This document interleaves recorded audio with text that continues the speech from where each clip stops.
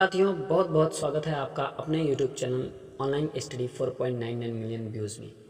साथियों, आज का जो हमारा टॉपिक है वो झारखंड पुलिस कांस्टेबल 2024 में जो जीके का पोर्शन एक होता है भारतीय संविधान के प्रश्न। भारतीय संविधान से जो प्रश्न बनते हैं उसी का टॉप 100 प्रश्न इस वीडियो में लेके आए हैं, जो कि बार बार पूछे गए क्वेश्चन हैं। आप लगभग एग्ज़ामों में उठा के देखेंगे तो आपको ये सब क्वेश्चन मिलेंगे, ठीक है। और बहुत वेरी मोस्ट इंपॉर्टेंट क्वेश्चन है, तो आप लोग वीडियो को लास्ट तक देखिएगा, लगेगा कि हाँ वीडियो में दम है, ठीक है। तो आइए स्टार्ट करते हैं वीडियो को। और वो बच्चे भी देख सकते हैं जो अन्य एग्ज़ाम की तैयारी कर रहे हैं, झारखंड पुलिस कांस्टेबल के अलावा जो बच्चे तैयारी कर रहे हैं अदर एग्ज़ाम की, वो भी इस वीडियो को देख सकते हैं, क्योंकि जीके जीएस लगभग हर एग्ज़ाम में कंपलसरी है, ठीक है। तो आइए स्टार्ट करते हैं वीडियो को। क्वेश्चन नंबर 1 है, शून्यकाल क्या होता है? शून्यकाल क्या होता है? सुबह के 1 बजे, सोने का समय, संसद में प्रश्नकाल के बाद का समय, या बिस्तर से उठने का समय? तो शून्यकाल क्या होता है ये बताना है।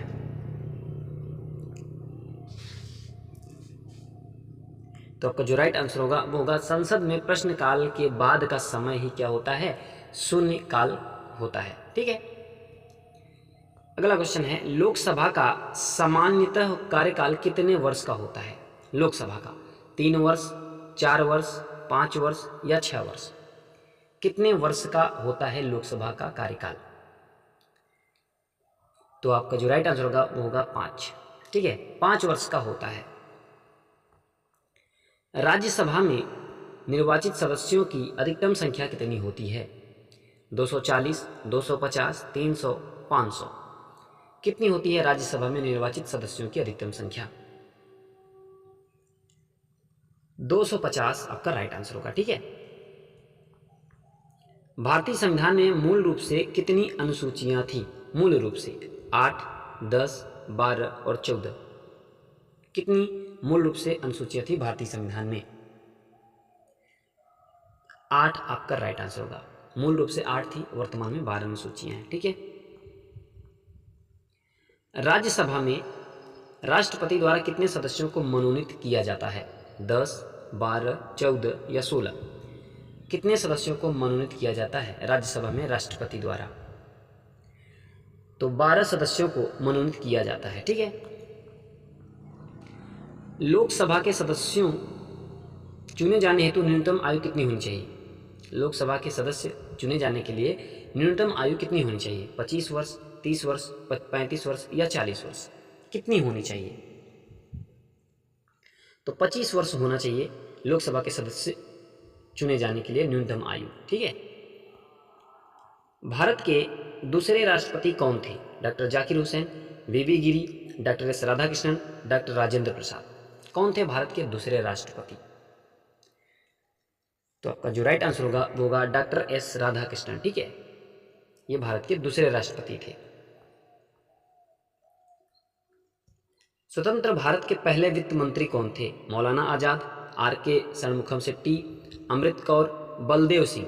कौन थे स्वतंत्र भारत के पहले वित्त मंत्री? आर के षणमुखम चेट्टी स्वतंत्र भारत के पहले वित्त मंत्री थे, ठीक है। लोकसभा के पहले स्पीकर कौन थे? सरदार हुकुम सिंह, M.A. अयंगर, नीलम संजीव रेड्डी, गणेश वासुदेव मावलंकर? कौन थे लोकसभा के पहले स्पीकर? तो गणेश वासुदेव मावलंकर लोकसभा के पहले स्पीकर थे, ठीक है। भारतीय संविधान का कौन सा अनुच्छेद उपाधियों का अंत से संबंधित है? अनुच्छेद 16, अनुच्छेद 19, अनुच्छेद 17, अनुच्छेद 18? तो अनुच्छेद 18 जो है वो उपाधियों का अंत से संबंधित है। भारत के सर्वोच्च न्यायालय के मुख्य न्यायाधीश की नियुक्ति कौन करता है? भारत के प्रधानमंत्री करते हैं, भारत के राष्ट्रपति, भारत के रक्षा मंत्री, भारत के गृह मंत्री? कौन करते हैं भारत के सर्वोच्च न्यायालय के मुख्य न्यायाधीश की नियुक्ति? तो भारत के राष्ट्रपति करते हैं भारत के सर्वोच्च न्यायालय की जो मुख्य न्यायाधीश होते हैं उनकी नियुक्ति, भारत के राष्ट्रपति, ठीक है। अगला क्वेश्चन है, भारत के संविधान के अनुसार राज्य का राज्यपाल बनने के लिए व्यक्ति की न्यूनतम आयु क्या है? 40 वर्ष, 45 वर्ष, 50 वर्ष या 35 वर्ष? तो आपका जो राइट आंसर होगा वो होगा 35 वर्ष। 35 वर्ष की न्यूनतम आयु होनी चाहिए, तब जाके आप राज्य के राज्यपाल बन पाएंगे। ठीक है, ऐसा भारतीय संविधान के अनुसार। भारत के प्रथम उप प्रधानमंत्री कौन थे? जवाहरलाल नेहरू, मौलाना अबुल कलाम आज़ाद, गुलजारी लाल नंदा, सरदार वल्लभ भाई पटेल। कौन थे भारत के प्रथम उप प्रधानमंत्री? तो सरदार वल्लभ भाई पटेल थे भारत के प्रथम उप प्रधानमंत्री। ठीक है, भारत में किसके द्वारा मुख्यमंत्री की नियुक्ति की जाती है?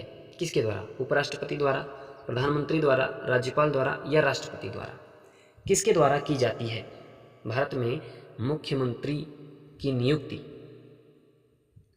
तो राज्यपाल के द्वारा किया जाता है मुख्यमंत्री की नियुक्ति। ठीक है, भारत की तीनों सशस्त्र सेनाओं का सर्वोच्च कमांडर कौन होता है? राष्ट्रपति, प्रधानमंत्री, रक्षा मंत्री या सबसे लंबे समय तक सेवारत सेना अध्यक्ष? कौन होता है सर्वोच्च कमांडर? तो राष्ट्रपति जो होता है वो भारत की तीनों सशस्त्र सेनाओं का सर्वोच्च कमांडर होता है। ठीक है, भारत के संविधान का अनुच्छेद 17 से संबंधित है, किसे संबंधित है? शिक्षा का अधिकार से है, अस्पृश्यता का अंत से है, उपाधियों का अंत से है, विधि के समझ समता से है। तो अनुच्छेद 17 किससे संबंधित है? तो अस्पृश्यता का अंत से संबंधित है अनुच्छेद 17। ठीक है, भारतीय संसद के ऊपरी सदन को के रूप में जाना जाता है? राज्यसभा, विधानसभा, विधान परिषद या लोकसभा? तो जो भारतीय संसद है उसके ऊपरी सदन को किस रूप में जाना जाता है? तो राज्यसभा के रूप में जाना जाता है ऊपरी सदन को। ठीक है, संपत्ति का अधिकार है एक कैसा अधिकार है? संपत्ति का अधिकार एक मौलिक अधिकार है, नैसर्गिक अधिकार है, वैधानिक अधिकार है, कानूनी अधिकार है। कैसा अधिकार है संपत्ति का अधिकार? तो कानूनी अधिकार है। ठीक है, संपत्ति का अधिकार एक कानूनी अधिकार है। भारत के पहले रक्षा मंत्री कौन थे? बलदेव सिंह, श्री जगजीवन राम, सरदार वल्लभ भाई पटेल, सी राजगोपालाचारी। तो कौन थे भारत के पहले रक्षा मंत्री? तो बलदेव सिंह भारत के पहले रक्षा मंत्री थे। ठीक है, अगला क्वेश्चन है, भारतीय संविधान के किस अनुच्छेद के तहत मौलिक कर्तव्यों को परिभाषित किया गया है? 50 है, 53 है, 51 है, 52 है? कौन से अनुच्छेद के तहत?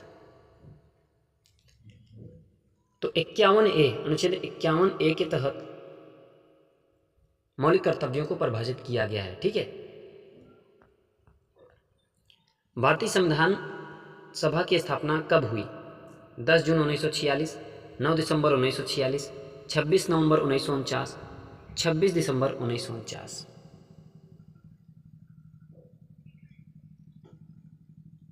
तो कब भारतीय संविधान सभा की स्थापना हुई? तो 9 दिसंबर 1946। ठीक है, 9 दिसंबर 1946 को भारतीय संविधान सभा की स्थापना हुई। अगला क्वेश्चन है, संविधान सभा के उद्घाटन अधिवेशन की अध्यक्षता किसने की थी? जवाहरलाल नेहरू, सच्चिदानंद सिन्हा, बी.आर. अम्बेडकर, सी राजगोपालाचारी? किसने किया था संविधान सभा के उद्घाटन अधिवेशन की अध्यक्षता? तो सच्चिदानंद सिन्हा ने उद्घाटन अधिवेशन की अध्यक्षता की थी। ठीक है, अगला क्वेश्चन है, संविधान सभा के अस्थायी अध्यक्ष कौन थे? B R. Ambedkar, doctor Rajendra Prasad, Sachchidananda Sinha, KM. Munshi? तो अस्थायी अध्यक्ष कौन थे? तो सच्चिदानंद सिन्हा अस्थायी अध्यक्ष थे। ठीक है, संविधान सभा के अस्थायी अध्यक्ष कौन थे? B N. Rao, B R. Ambedkar, doctor Rajendra Prasad, Sachchidananda Sinha? कौन थे? तो डॉक्टर राजेंद्र प्रसाद अस्थायी अध्यक्ष थे और सच्चिदानंद सिन्हा अस्थायी अध्यक्ष थे। ठीक है, संविधान सभा के संवैधानिक सलाहकार कौन थे? शरत चंद्र बोस, के.एम. मुंशी, रफ़ी अहमद किदवई, बेनेगल नरसिंह राव कौन थे संविधान सभा के संवैधानिक सलाहकार? तो बेनेगल नरसिंह राव ये थे संवैधानिक सलाहकार। ठीक है। नीति आयोग का अध्यक्ष होता है प्रधानमंत्री, राष्ट्रपति, उपराष्ट्रपति या गृह मंत्री? कौन होता है नीति आयोग का अध्यक्ष? तो प्रधानमंत्री होता है नीति आयोग का अध्यक्ष। ठीक है। भारतीय संविधान सभा की प्रारूप समिति के अध्यक्ष या मसौदा समिति के अध्यक्ष? प्रारूप समिति कहो या मसौदा समिति कहो, बात एक ही है। तो कौन थे अध्यक्ष? Doctor Rajendra Prasad, Jawaharlal Nehru, doctor B R Ambedkar, Purushottam Das Tandon, कौन थे? तो डॉक्टर भीमराव अंबेडकर जो थे वो प्रारूप समिति या मसौदा समिति के अध्यक्ष थे। ठीक है, डॉक्टर भीमराव अंबेडकर। किसी राज्य विधानसभा के सदस्यों की न्यूनतम संख्या कितनी हो सकती है? 30 हो सकती है, 40, 60, 75, कितना हो सकती है? तो 60।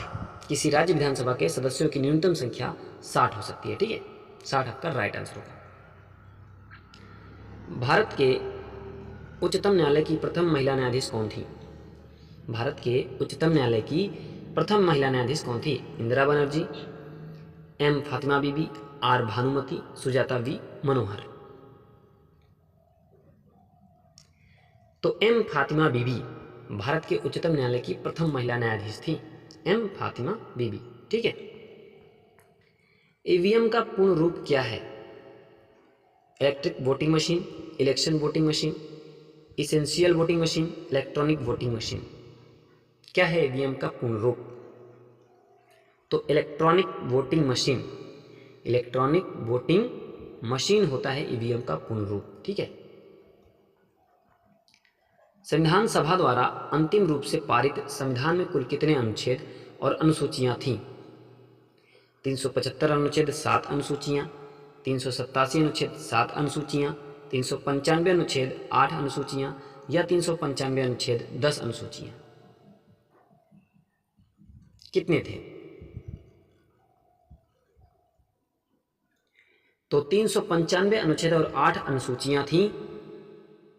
ठीक है, 395 अनुच्छेद और 8 अनुसूचियां।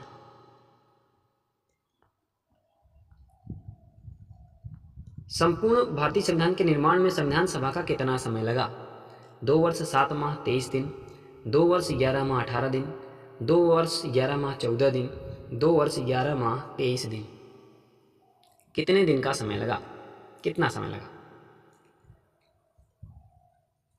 तो 2 वर्ष 11 माह 18 दिन का समय लिया संपूर्ण भारतीय संविधान के निर्माण होने में।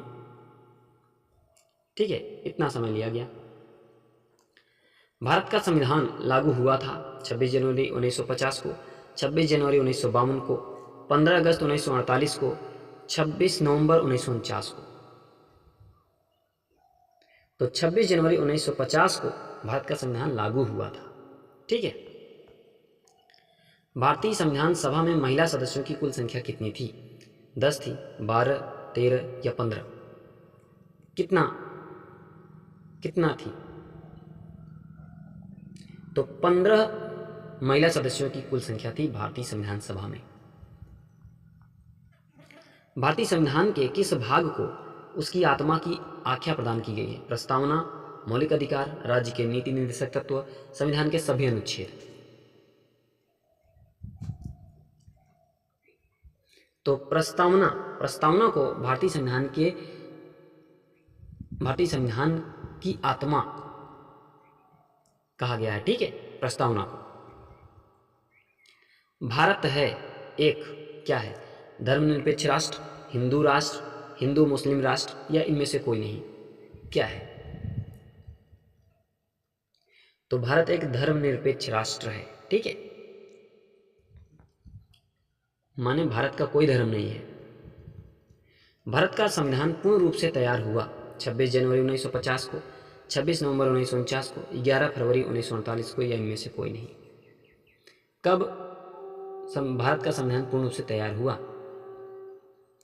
तो 26 नवंबर 1949 को पूर्ण रूप से तैयार हो गया और 26 जनवरी 1950 को लागू कर दिया गया। ठीक है। विश्व का सबसे बड़ा लिखित एवं सर्वाधिक व्यापक संविधान किस देश का है? ब्रिटेन का है, भारत का है, कनाडा का है या दक्षिण अफ्रीका का है? तो अपने भारत का ही संविधान विश्व का सबसे बड़ा लिखित एवं सर्वाधिक व्यापक संविधान है। ठीक है।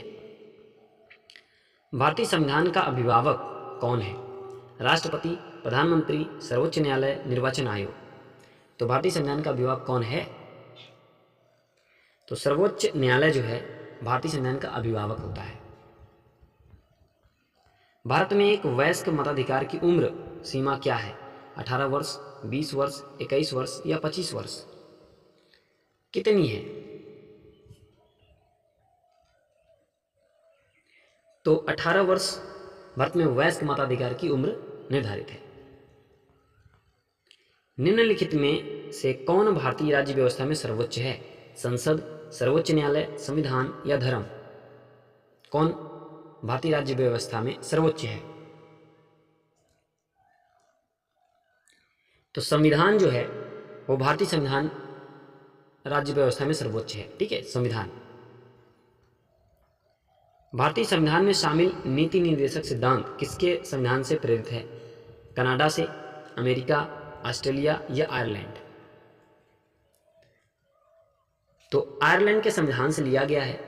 भारत के संविधान में शामिल है नीति निर्देशक सिद्धांत, वो आयरलैंड से लिया गया है। ठीक है।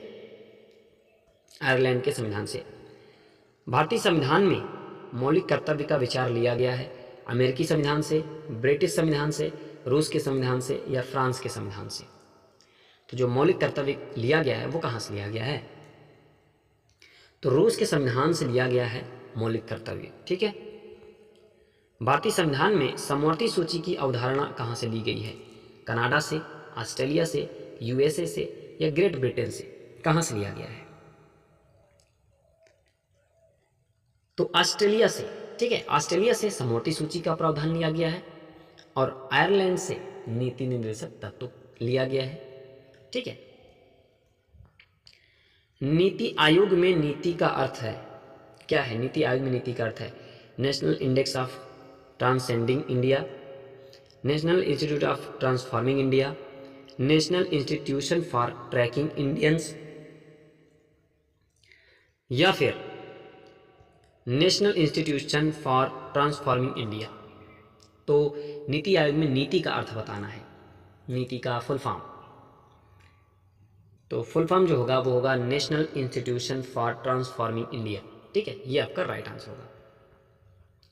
मूल संविधान में कितने अध्याय या भाग थे? मूल संविधान में 16, 24, 25, 22।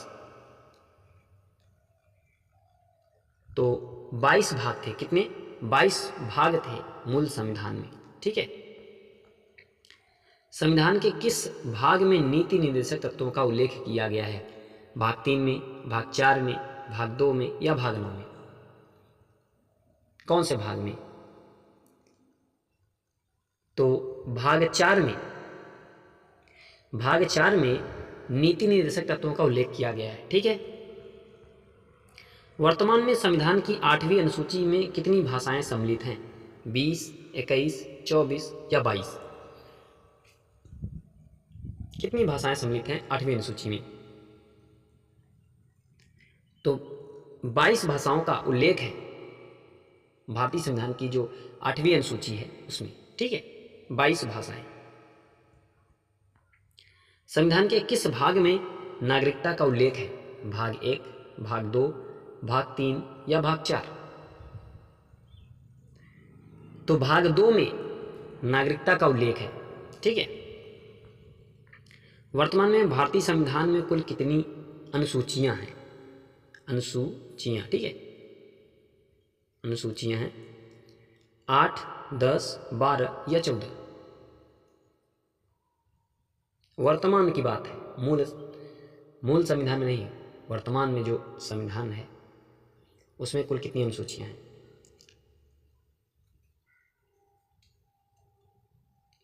तो 12 अनुसूचियाँ, कितनी 12 अनुसूचियाँ वर्तमान में, और मूल रूप से 8 अनुसूचियाँ थी।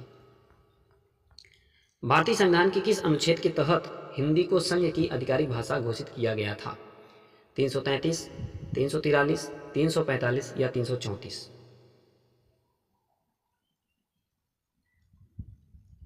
किस अनुच्छेद के तहत? तो अनुच्छेद 343, अनुच्छेद 343 के तहत हिंदी को संघ की आधिकारिक भाषा घोषित किया गया था। ठीक है। सत्यमेव जयते उद्धरण भारत के राष्ट्रीय प्रतीक पर देवनागरी लिपि में अंकित है। यह उद्धरण कहाँ से लिया गया है? सत्यमेव जयते। मुंडक उपनिषद, मंत्रिका उपनिषद, कथा उपनिषद या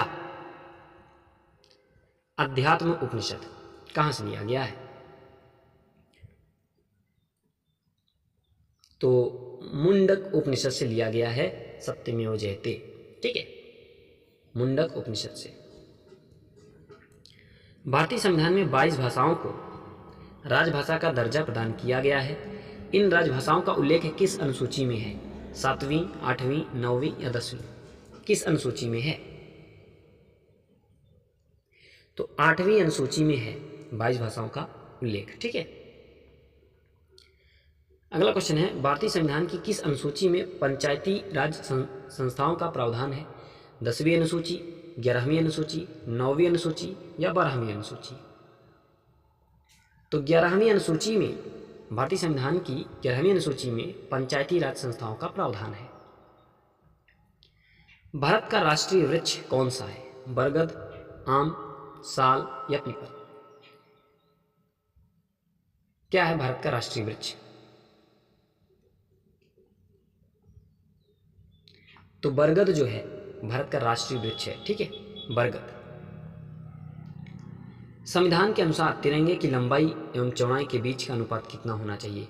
3:2, 3:1, 2:1 या 4:3? कितना होना चाहिए?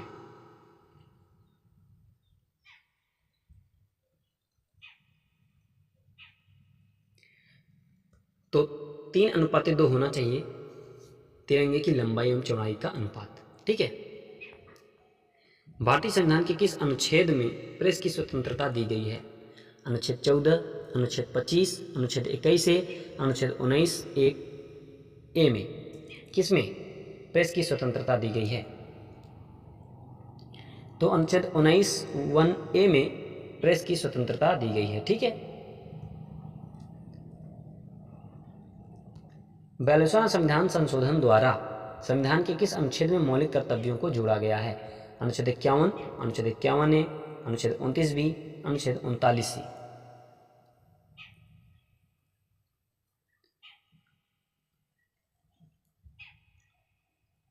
तो अनुच्छेद 51(a), 42वें संविधान संशोधन संविधान के अनुच्छेद 51(a) में मौलिक कर्तव्यों को जोड़ा गया है। ठीक है, 51(a).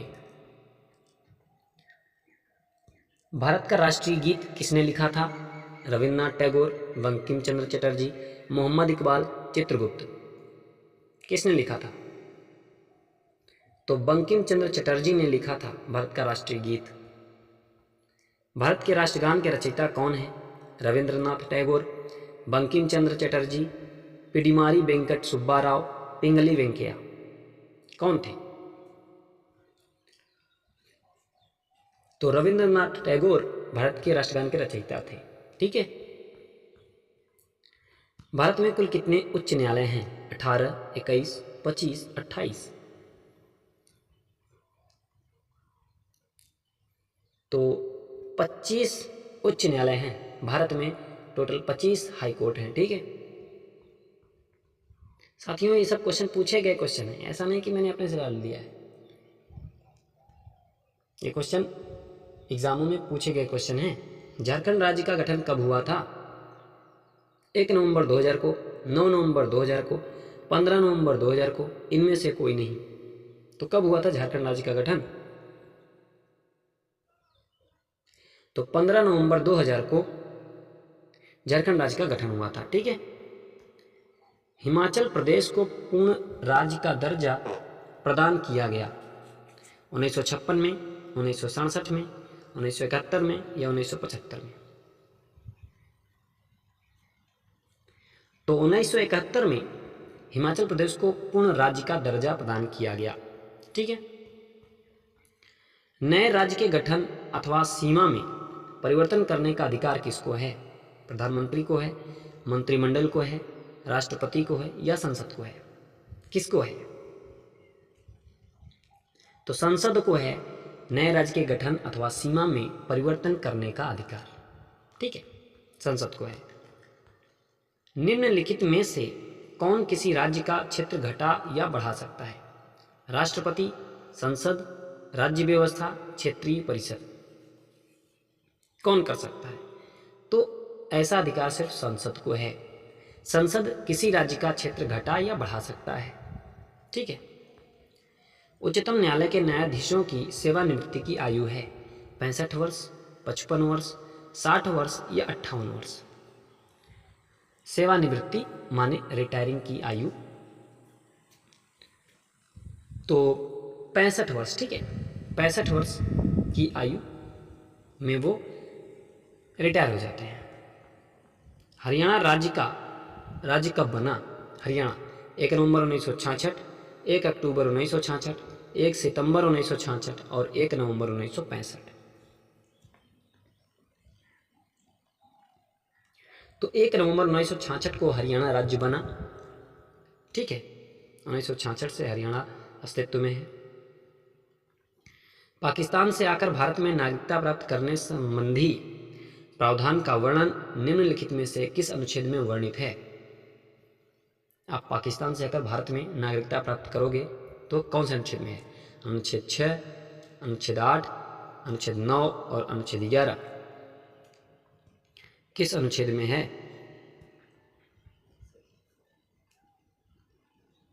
तो कर जो राइट आंसर होगा वो होगा अनुच्छेद 6। ठीक है, अनुच्छेद 6 यह कहता है कि आप पाकिस्तान से आकर भारत में नागरिकता प्राप्त करने संबंधी प्रावधान का वर्णन है अनुच्छेद 6 में। ठीक है। वर्तमान में भारतीय नागरिकों को कितने मौलिक अधिकार प्राप्त हैं? 6, 7, 8 या 9? कितने प्राप्त हैं? तो 6 मौलिक अधिकार प्राप्त हैं। पहले 7 थे, अब 6 हो गए हैं। वर्तमान में 6 मौलिक अधिकार। ठीक है। भारत के संविधान का निम्नलिखित में से कौन सा अनुच्छेद समानता के अधिकार से संबंधित है? 19 से 22, 23 से 24, 14 से 18, 25 से 28। तो 14 से 18, अनुच्छेद 14 से 18 समानता के अधिकार से संबंधित है। भारतीय संविधान का कौन सा अनुच्छेद 14 वर्ष से कम आयु के बच्चों को कारखानों, खानों आदि में नियोजित करने से रोकता है? 24, 26, 23 या 25?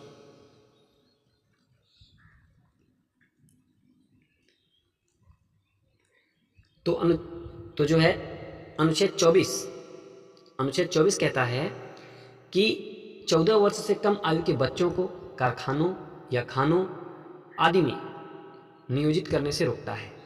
ठीक है, काम नहीं करवा सकते आप। भारतीय संघ की कार्यपालिका तथा भारतीय गणतंत्र प्रमुख कौन होता है? भारत का प्रधानमंत्री, भारत का मुख्यमंत्री, भारत का राष्ट्रपति, भारत का राज्यपाल। कौन होता है?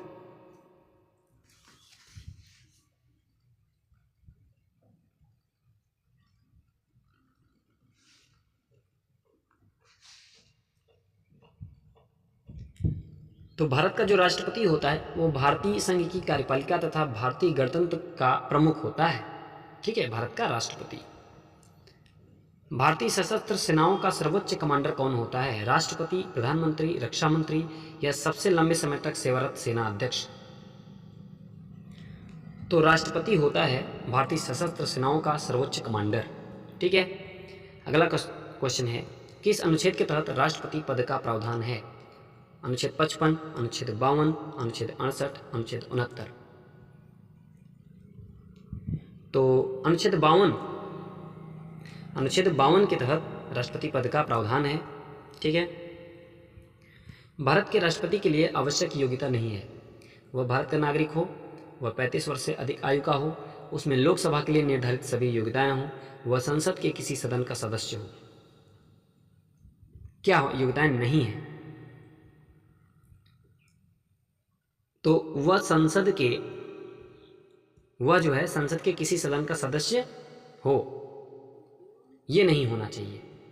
बाकी वो भारत का नागरिक होना चाहिए, 35 वर्ष से अधिक आयु का होना चाहिए, उसमें लोकसभा के लिए निर्धारित सभी योग्यताएं हों, ये भी होना चाहिए, लेकिन वह संसद के किसी सदन का सदस्य न हो। ठीक है, अगर वो किसी सदन का सदस्य है तो वह राष्ट्रपति पद के लिए योग्य नहीं होगा। किस अनुच्छेद के तहत राष्ट्रपति निर्वाचन का प्रावधान है? अनुच्छेद 55, अनुच्छेद 52, अनुच्छेद 68, अनुच्छेद 69। तो अनुच्छेद 55 में राष्ट्रपति निर्वाचन का प्रावधान है। एक व्यक्ति राष्ट्रपति पद निर्वाचित हो सकता है अधिकतम कितनी बार के लिए? 2 बार, 3 बार, 4 बार या कोई सीमा नहीं है? कितनी बार राष्ट्रपति वो बन सकता है? तो वह कोई सीमा है नहीं, कितनी बार भी बन सकता है। ठीक है, राष्ट्रपति पद निर्वाचित हो सकता है, वो कोई सीमा है नहीं। राष्ट्रपति का निर्वाचन किस प्रकार से होता है? प्रत्यक्ष रूप से, अप्रत्यक्ष रूप से, मनोनयन द्वारा या कोई स्पष्ट प्रावधान नहीं है? तो अप्रत्यक्ष रूप से होता है राष्ट्रपति का निर्वाचन। ठीक है, राष्ट्रीय पद के निर्वाचन हेतु कौन सी पद्धति अपनाई जाती है? यहाँ पे राष्ट्रपति पद के लिए, ठीक है, राष्ट्रपति पद के लिए जो निर्वाचन हेतु कौन सी पद्धति अपनाई जाती है? सूची पद्धति, संचयी मत पद्धति, सापेक्ष बहुमत पद्धति या समानुपातिक प्रतिनिधित्व एवं एकल संक्रमणीय मत पद्धति। तो यही पद्धति अपनाई जाती है राष्ट्रपति पद के लिए। जब निर्वाचन होता है तो यही पद्धति अपनाई जाती है, यही पद्धति समानुपातिक प्रतिनिधित्व एवं एकल संक्रमणीय मत पद्धति। ठीक है, राष्ट्रपति पद के चुनाव संबंधी विवाद को किसे निर्देशित किया जाता है? संसदीय समिति, लोकसभा अध्यक्ष, निर्वाचन आयोग, उच्चतम न्यायालय। तो उच्चतम न्यायालय, सुप्रीम कोर्ट को निर्देशित किया जाता है राष्ट्रपति पद के चुनाव संबंधी विवाद को। ठीक है, राष्ट्रपति के चुनाव के लिए प्रस्तावक एवं अनुमोदकों की कम से कम कितनी संख्या होनी चाहिए? 100-100, 50-50, 20-20 या 10-10? कितनी होनी चाहिए? तो कम से कम 50-50 होनी चाहिए। ठीक है, राष्ट्रपति पद का चुनाव संचालित किया जाता है संसदीय मामलों के मंत्री द्वारा, निर्वाचन आयोग द्वारा, प्रधानमंत्री द्वारा, लोकसभा अध्यक्ष द्वारा। तो निर्वाचन आयोग द्वारा जो होता है राष्ट्रपति पद का चुनाव संचालित किया जाता है। ठीक है, किस अनुच्छेद के तहत राष्ट्रपति के निर्वाचन से संबंधित विवाद का निर्णय उच्चतम न्यायालय द्वारा करने का प्रावधान संविधान में किया गया है? किस अनुच्छेद के द्वारा? अनुच्छेद 55, अनुच्छेद 68, अनुच्छेद 69 या अनुच्छेद 71? किस अनुच्छेद के तहत बताइए?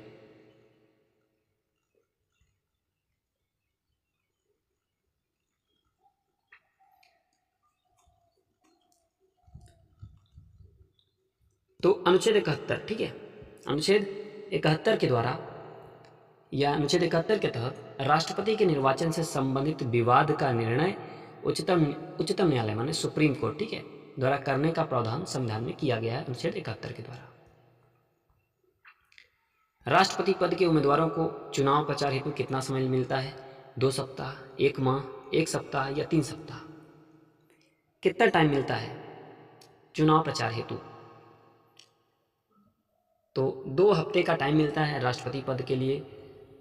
आप जो भी उम्मीदवार खड़े होते हैं वो अपने चुनाव का प्रचार कर सकते हैं 2 हफ्ते के लिए। ठीक है, मात्र 14 दिन का टाइम मिलता है। किस अनुच्छेद के तहत राष्ट्रपति अपने पद ग्रहण करने की तिथि से 5 वर्ष की अवधि तक अपने पद पर बना रहता है? अनुच्छेद 58, अनुच्छेद 57, अनुच्छेद 56 या अनुच्छेद 54? किस अनुच्छेद के तहत? तो अनुच्छेद 56 के तहत राष्ट्रपति अपने पद ग्रहण करने की तिथि से 5 वर्ष की अवधि तक अपने पद पर बना रहता है, अनुच्छेद 56 का प्रयोग करके। राष्ट्रपति के चुनाव के लिए निर्वाचक मंडल में होते हैं संसद के सभी सदस्य और विधानसभाओं तथा परिषदों के सभी सदस्य, संसद के दोनों तथा विधानसभाओं के निर्वाचित सदस्य, संसद के दोनों सदनों के सभी सदस्य, संसद के दोनों सदनों के सभी निर्वाचित सदस्य।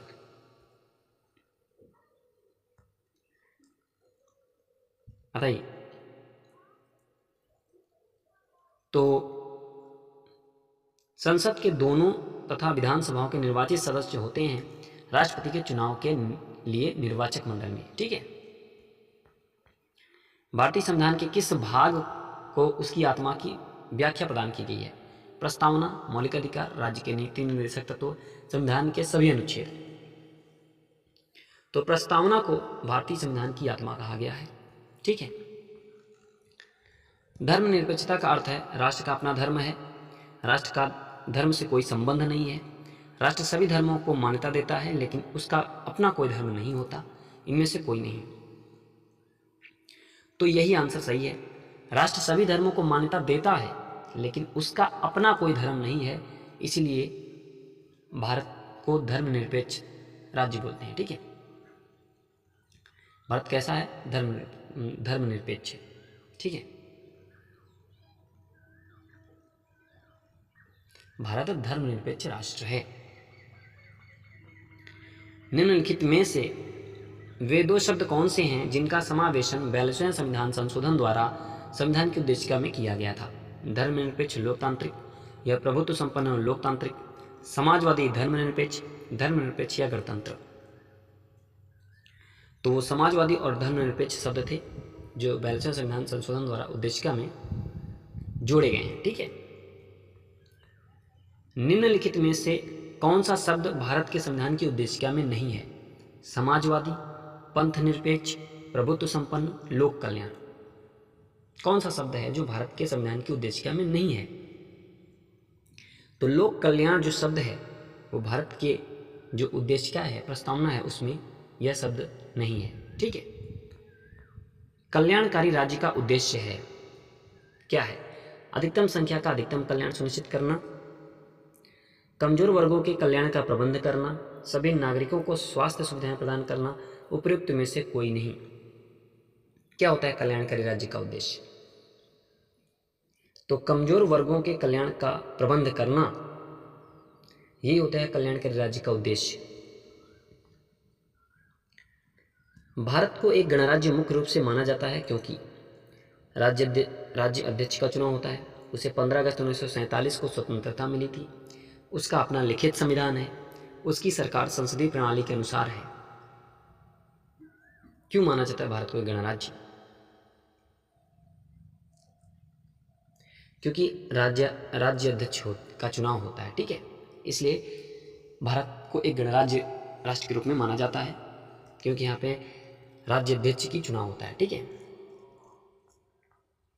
भारतीय संविधान की प्रस्तावना के सिलसिले में निम्नलिखित में से कौन सा क्रम सही है? प्रस्तावना के सिलसिले में बताना है।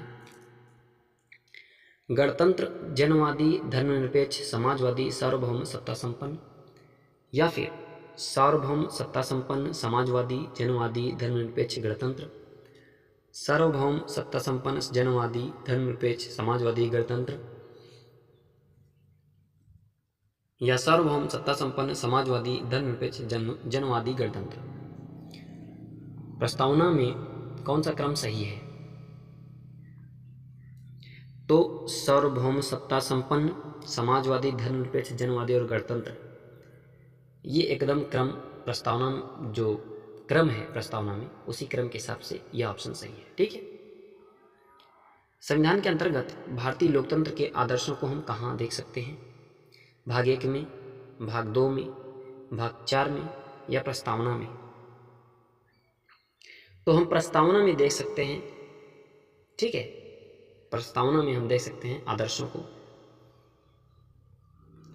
भारत के संविधान में प्रदत्त हमारे देश का नाम क्या है? हिंदुस्तान अर्थात भारतवर्ष, इंडिया अर्थात हिंदुस्तान, इंडिया अर्थात भारत, भारत देश अर्थात इंडिया। तो इंडिया अथवा भारत, इंडिया अथवा भारत के संविधान में प्रदत्त है हमारे देश का नाम। ठीक है। अगला क्वेश्चन है, किस वर्ष भारत का एक प्रभुत्व संपन्न प्रजातांत्रिक गणराज्य बना? 1947 में, 1951 में, 1935 में, 1950 में। तो 1950 में भारत एक प्रभुत्व संपन्न प्रजातांत्रिक गणराज्य बना। ठीक है। संविधान के उद्देश्य या प्रस्तावना का संशोधन कितनी बार किया गया? 3 बार, 2 बार, 1 बार या संशोधन नहीं किया गया? कितनी बार किया गया? तो अभी तक 1 बार किया जा चुका है। ठीक है। संविधान के उद्देश्य या प्रस्तावना का संशोधन, ठीक है, 1 बार। भारत के संविधान की प्रस्तावना में प्रथम संशोधन कब किया गया? 1951 में, 1976 में, 1971 में या 1984 में?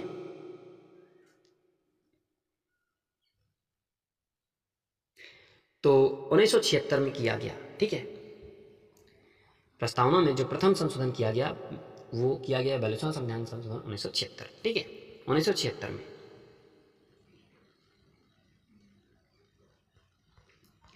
भारतीय संविधान के उद्देशिका में परिवर्तन किस संशोधन अधिनियम में किए गए थे?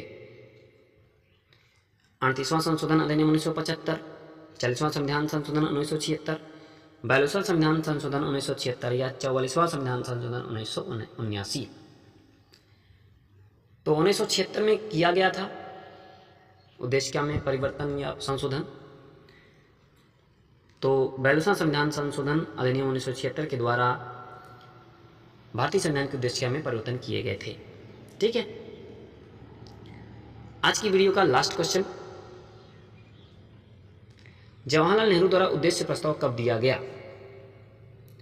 11 दिसंबर 1946, 12 दिसंबर 1946 या 13 दिसंबर 1946? एक और ऑप्शन लिख लीजिए, 16 दिसंबर 1946। एक और ऑप्शन लिख लीजिए। तो क्या होगा, जवाहरलाल नेहरू द्वारा उद्देश्य प्रस्ताव कब दिया गया? तो 13 दिसंबर 1946 को जवाहरलाल नेहरू द्वारा उद्देश्य प्रस्ताव दिया गया। ठीक है। तो साथियों, ये थे आपके 100 प्रश्न। वीडियो कैसी लगी आप लोग कमेंट करके जरूर बताइएगा। अगर वीडियो पसंद आई हो तो एक लाइक और चैनल को सब्सक्राइब जरूर करिएगा और अपने साथियों तक शेयर जरूर करिएगा दोस्तों, जिससे उनकी भी तैयारी हो सके। ठीक है। तब तक मिलते हैं साथियों आप लोगों के साथ अगली वीडियो में। नमस्कार, वंदे मातरम, जय हिंद।